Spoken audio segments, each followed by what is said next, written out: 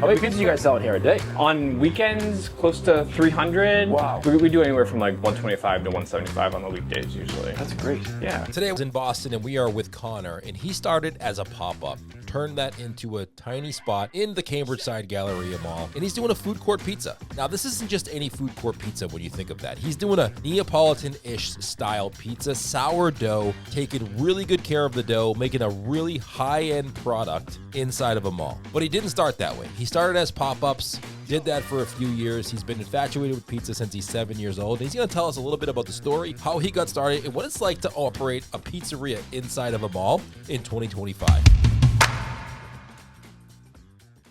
Connor, thanks for having me. Hey, nice to meet you, Bruce. Nice to meet Thanks you too. for coming by. Yeah, I'm excited to see you shop. So we are in Cambridge, Yep. right near the Museum of Science in Boston. Yep. This is the Cambridge Side Galleria. Is it still called that? Yep, it's Cambridge Side Galleria. The food hall that we're in is called a Canal Side now. Okay, so this is your This was our second location. second location. And How did you get started? So we started out in just as home pizza cook. When? Experimenting 2020 during COVID. I was in the Peace Corps prior to COVID, and we all got evacuated and brought back to the United States real quickly. And on the weekends, we started doing pop-ups around Boston, got a big mobile wood-fired oven. And, Super cool. Yeah, that's kind of how it started. And then when did you open your first like real location, like spot? Yeah, so we opened up at Time Out Market, which is a food hall close to Fenway Park, in January of 2023. Okay. So we did 2 full summers, mobile, private events, catering, public events, mostly on the weekends, because I was working a full-time job still at that point. And then quit my job once we got into Time Out and been working pizza ever since. Nice. Like I had a friend that was in a commissary, and that's how I got involved with that. It was never, I was in kind of not a super urban area, so I don't know. My roommates Jim and Alex were still very supportive. I'm sure you would have let me sell pizzas out of the apartment if I had asked. Free pizza for life, Yeah, right? free pizza for life, 100%. Yeah. We had a trailer that was a wood-fired oven, Yeah. and we just parked that around Boston and brewery parking lots and people's front yards and stuff. And yeah, we just did all of our operations out of a tiny Hobart mixer in this commissary kitchen in Somerville. So now you've been here for how long? We opened Time Out January 2023, and then we opened this October 2024, so just over a year now here. Oh, nice. Congratulations. Yeah, thank you. How's it been going for you? It's been great. Time Out is right by Fenway Park, obviously, so it's very seasonal. Summers are crazy, falls are crazy with the Red Sox, and then it slows down for the winter. But here it's a little bit more consistent. We do all of our takeout and delivery operations out of here pretty much. It's a little bit more central to, we're right on 93 here, so you can get north pretty quickly, you can get south pretty quickly. So wait, you're in a food court here. If anybody's watching, this is like a food court. Yeah. Cambridge Side Gallery, a pretty well-known mall in the Boston area. Yep. You do deliveries out of here too? Yeah, Wow. yeah. So we do a ton of deliveries out of here. I mean, the delivery apps are, for us, especially at this location, a necessary evil a bit. Just to, the foot traffic in the mall is still increasing as this area is being redeveloped. Right. So, right off the bat, we kind of had to look into that, which we didn't have much experience with coming from Time Out, where, there is a ton of foot traffic, especially in the summer and fall. But yeah, here we need that extra, revenue stream to make it work. Now, people probably assume it's super expensive to be renting here. Is it expensive here? It's pretty expensive, but landlord is flexible, and they know that we're just getting started, and that this area is in a redevelopment phase. So we've been working with them just to try to make sure we can stay afloat for a while. Yeah. And how many square feet is this? This is 650. This is 650 square feet. So still pretty small, but our first location at Time Out is 270. So it's really small. Smaller than the front we have here. We have another 250 square feet in the back, but Time Out is basically just this. And do you make dough here and prep here? We do all of our dough prep here, which is part of the reason I wanted to show you this spot instead of the Time Out spot. Was this empty before you? So this was actually a Burger King before. Was it really? But that was all throughout the 2010s, and they did strip the whole food court out. So this is a new build for us. Got here. it. So this was a blank space when you came in. Yeah, here. yeah, And they yeah. said, "Hey, here's your square footage. This is what you Right. got." Can we take a tour inside? Yeah, absolutely. All right, let's Come go. on. This is where customers come and order, where people pick up the pizzas. But our interest is in the back. Pretty small menu too, right? Here we do our 12-inch kind of Neapolitan-ish pizzas, but we also have a Sicilian that we do here for slices for people looking for something quicker and easier to get when they're out here shopping or whatever. One size pizza? Yeah, for the full pizzas, it's just 12 inches. Yeah. So this is the back kitchen. Oh, they got a nice walk-in here. Yeah. So our walk-in, our dough from yesterday here. You got a lot of dough in here. Yeah. How many pizzas you guys selling here a day? Here, probably on weekends, close to 300. Wow. Including delivery. Yeah. Weekdays, afternoons are good. Nights we're doing mostly Uber here because the mall kind of clears out then. And we do anywhere from like 125 to 175 on the weekdays usually. That's great. Yeah.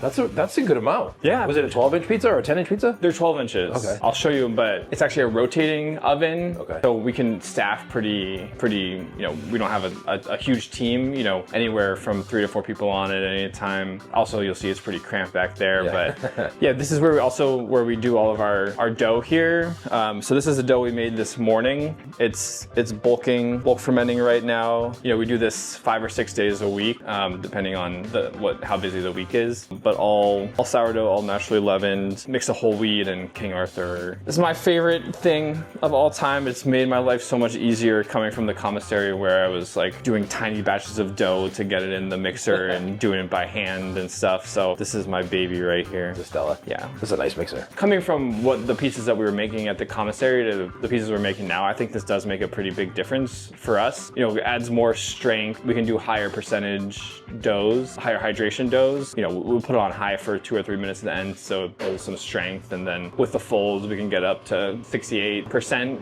hydration. That's good. And even if it's cooking at 650, it still comes out pretty crispy, and even with that higher hydration. How much is one of these? This was 10 or 11,000. And this looks like it can do 2 50-pound bags at once? So we do 55K flour, so that's like two bags and like a third or so. Yeah, I think we've actually pushed it past what they recommend using, but the flour isn't pouring over, it's not like splattering everywhere, so it's kind of the difference between having to do it 7 days a week versus 6 days a week, so it's definitely been working out well for us. This is the biggest size that they make, and it's a pretty good quality for the price, I think. Like, we've been looking at some other ones that were even smaller, but they were like 25K, and this definitely works for us. We're not, it's not getting a ton of strain because the hydration is pretty high. Like lower hydration doughs, you just kind of put a lot of more strain on it, I think. We definitely get what we need out of it. Does the bowl come off? No, it doesn't. No, bowl doesn't come off. So we use a knife and, weigh these out.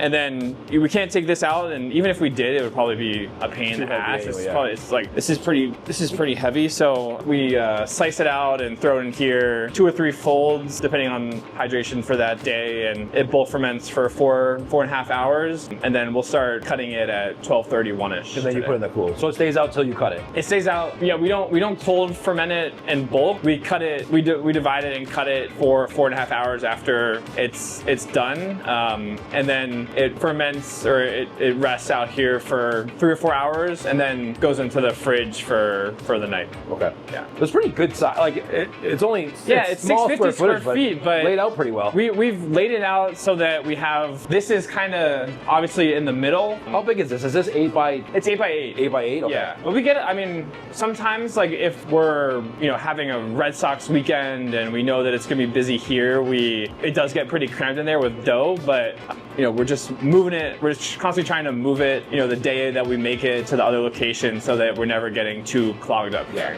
All of our equipment, kind of staff storage. Will trying to get something. Hey, Will. So you guys probably saw it from the back. This is Vilma. You guys have met Will already. This is our rotating oven that is currently not rotating. So we are waiting on a part to come that one of the wheels of the rotating part broke. So we're waiting on that to get in. But yeah, this is our 3rd Fiero oven. We got our first mobile trailer from them too, and then this was our 2nd, and then we have a 3rd one at our new location. Oh, wow. The timeout kind of came with an oven already in there, so we didn't have to buy that ourselves, and we're kind of stuck with what we had. Yeah, this is, so how many pizzas can you do in that at a time? So we're just reheating a slice right now. It's all gas. The first one they had, the mobile one, is obviously all wood, and then the 2 new ones that we have, have the rotators are both gas. Got it. It's, you know, it's consistent temperature. Here, we're in a 3 or 4 story building, and the landlord was a little hesitant about having, you know, like the wood ductwork is a little bit more expensive. So I think it's all worked out well. And then They make pizzas over there. we make pizza over there. This is our hood that had to be put in last minute. The landlord was nice enough to pay for it. Oh, so. nice. Okay, that's good. That's Yeah. always a plus. Yeah, that's always a plus. Yeah. But this is kind of where we pull the dough. This is our dough right there. Then we have our kind of the heavy hitters here. Oh, yeah. Sauce, fresh, mozzarella, shredded mozzarella, and then these are our Toppings. toppings. So we make our sausage here from scratch. Yeah, everything we make here. How many pizzas do you have total? Like how many different? We have 11 pizzas on the menu here. We have like 2 or 3 salads. We're redoing the menu right now, and we're planning to take those off. They don't sell well. You know, we're in a food hall here, and there's a place that's only does salads. So obviously people are gonna be, they might miss it on our menu and say, oh, pizza, well, I don't want pizza, I want a salad, and they'll just go over there. So they kind of miss it. We do the same size pizza everywhere, so the dough is all the same. So Will and I were actually in the Peace Corps together. Oh yeah. So he's been here since the beginning. He's our director of operations. So he's kind of, Okay, cool. I'm working on the pizza and business ownership kind of stuff, and he's kind of head of the people. So Operations scheduling, here, yeah. operations, dough transportation, schedule. All that, you got all the fun stuff. Yeah, all the fun stuff. We got some pretty great people working here. That's good though. They make it easy. Yeah, they do. They really, and everyone is an absolute hitter. Like everyone pulls a pie, everyone knows how to top, everyone can run every single station on our line. And we like the flexibility of that. We think it's necessary, especially when a small team spread across 3 pretty different environments. Yeah. You know? So all your 3 different places are pretty different, right? They are, and we're trying to make them as similar as they can be. You know, cross-utilizing ingredients. Our Park 9 location, the Everett location, needs a little bit of a bigger menu just because the customers there are more regulars, and they might not come every week if they're just getting the same pizzas every week. So we're trying to add some more salads and using some of our dough to make sandwiches even and stuff like that. But you know, simple is the name of the game, trying just to make the menu as simple as possible. So this is a margarita. That's our tomato sauce. That's just Bianco di Napoli tomatoes, fresh mozzarella from Narragansett Creamery in Rhode Island. Tomato sauce is simple. It's just milled tomatoes and salt. We're using olive oil, but we elected to start using that at the end just to top it off. The olive oil and a little grana padano on there. How long does it take to cook? When it's rotating, it's about 2 minutes, but since the half of the oven that's a little bit closer to the gas it's a little too hot, the stone gets too hot, that it's taking a little bit longer the last few days since we haven't had the rotating part of it. Yeah, the rotating really makes it pretty easy. Like we can have a cashier, one guy here, and then one guy finishing and plating the pizzas and stuff. You know, the guy that's cooking and